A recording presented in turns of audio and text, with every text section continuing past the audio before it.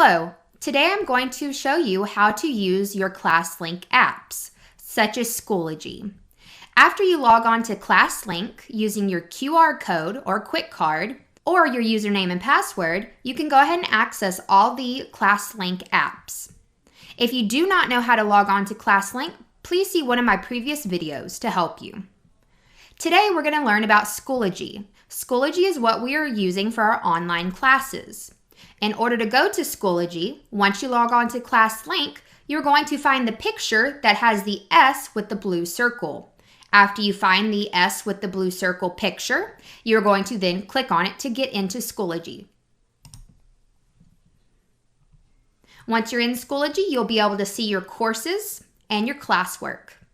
Thank you.